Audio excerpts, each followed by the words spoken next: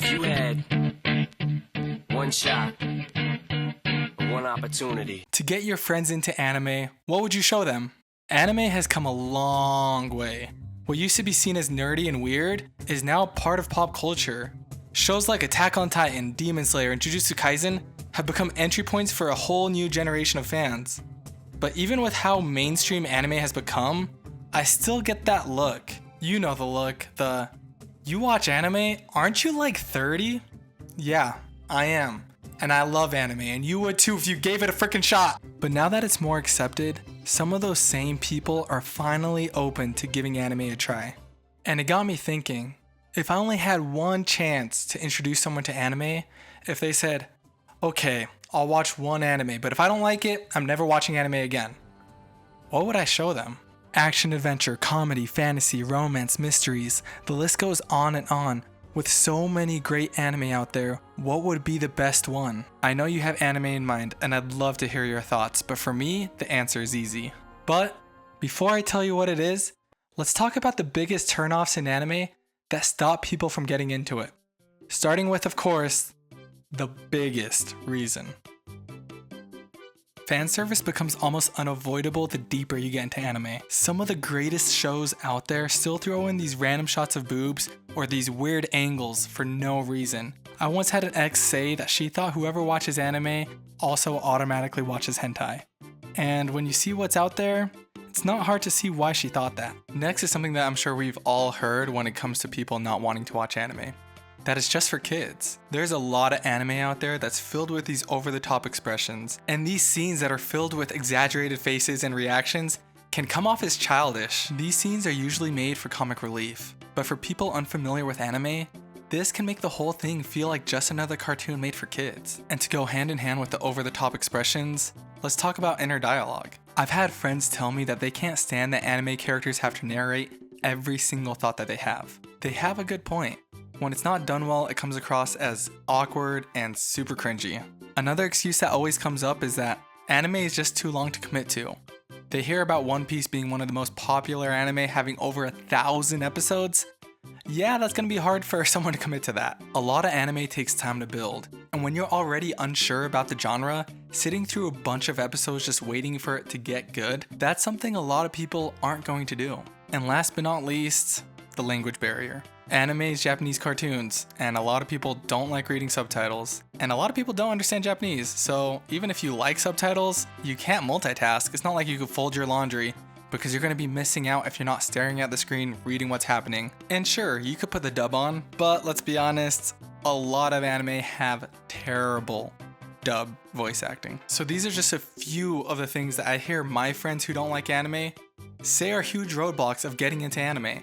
But I would love to hear your guys's. I think these are the top answers, but put down in the comments what you hear when you try to recommend anime to your friends. Given all that, let's return to the original question.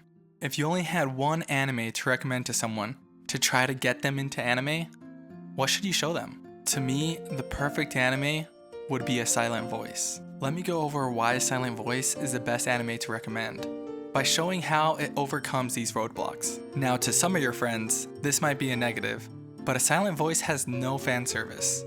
No weird camera angles, no accidental boobs jiggling up and down. The story has zero use for fan service, so it doesn't have any. You think it would be that simple, but in anime, sadly, it's not. So what about exaggerated expressions and inner dialogue?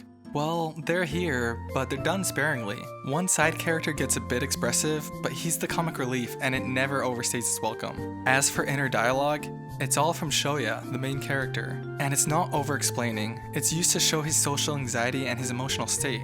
It's subtle and necessary and very powerful.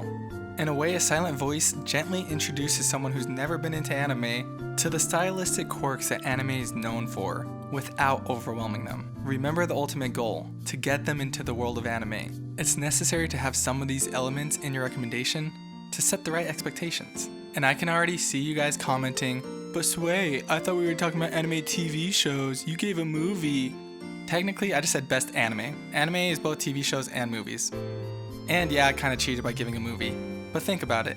If you only have one chance to get someone committed to the idea of anime, a movie is the perfect choice. Instead of asking someone to commit to a whole season, You can show them a complete story in just 2 hours, with flashbacks, emotional arcs, and a powerful climax. Trust me, it's easier to recommend a movie than a whole TV show. Now for the language barrier excuse. I'm always going to recommend watching things in their original language. And since A Silent Voice is just one movie, it's not hard to just sit down, focus, and watch it all in one sitting with subtitles on. That said, if your friend refuses subtitles, the English dub is actually really good. The voice acting feels natural and sincere. There's none of that corny delivery that gives dub a bad name. But the real reason why this is the best anime to show someone? The story. At the end of the day, that's what it's all about. If the story is good enough, all those turnoffs and those excuses can be overlooked. Think about your favorite anime, William. It has some of those elements in it. You can't tell me your favorite anime doesn't have any of these excuses that people always give. But you still watch it because you're in love with the story. And A Silent Voice is no different. The movie follows Shoya, a high school kid trying to reconnect with Shoko, a deaf girl he used to bully in elementary school. This simple premise is why I think it's the best anime to recommend to someone. One way or another, you're going to relate to an aspect of this film.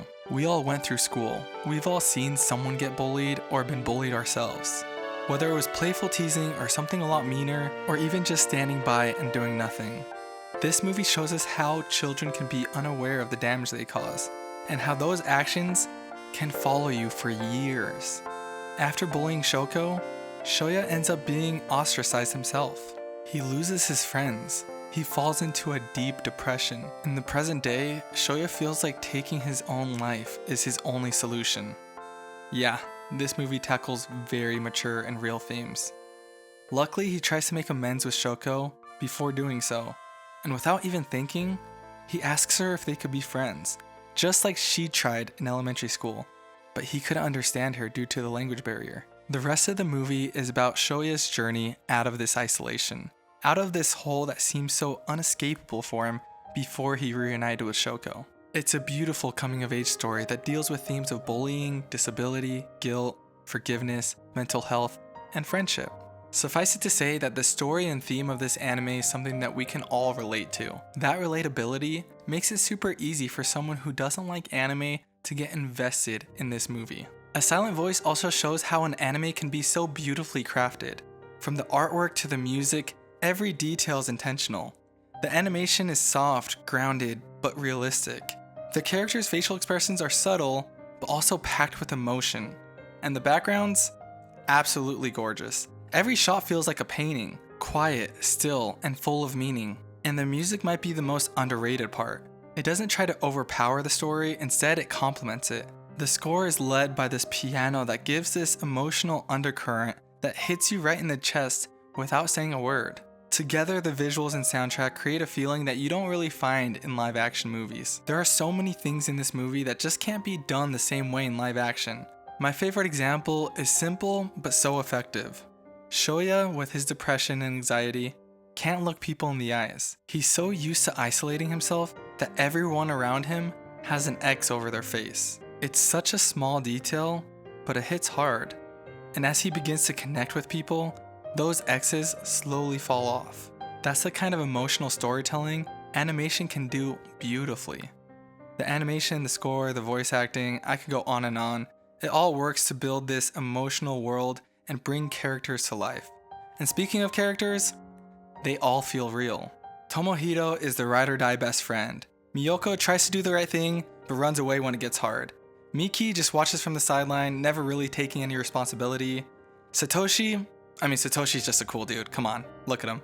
Nooka is still a bully after all these years, refusing to change. And last but not least, Yuzuru, Shoko's younger sister who is just incredibly caring. I named every character because they all feel real. You'll see yourself, or at least someone you know, in every single one of these characters. But of course, the heart of the story is with Shoya, as he slowly starts to build these friendships, real, meaningful connections with Shoko and the rest of the cast.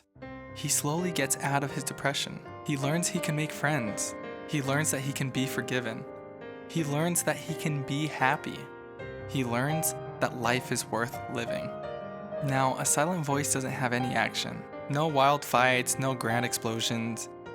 But it still builds tension. It makes you care. And when the climax hits, you feel it. I've seen this movie numerous times, and every single time I get emotional. It's a film about genuine connection, and that's something everyone needs and everyone can relate to. If you only get one shot to get someone into anime, show them a silent voice. Let them see what anime is truly capable of. And I promise if you do, they'll be asking for more recommendations. But that's just my opinion. What anime do you think is the best one to show someone for their first? Let me know, I would love to hear your thoughts. And if you like the video, please like and subscribe. I'm new to this, but I love talking about anime. And I promise I'm going to be talking about more anime TV shows soon, not just movies. But I do love movies, and I'm kind of on a movie kick, so probably more movies for a little bit. Anyways, my name is Sway. I like anime, and peace.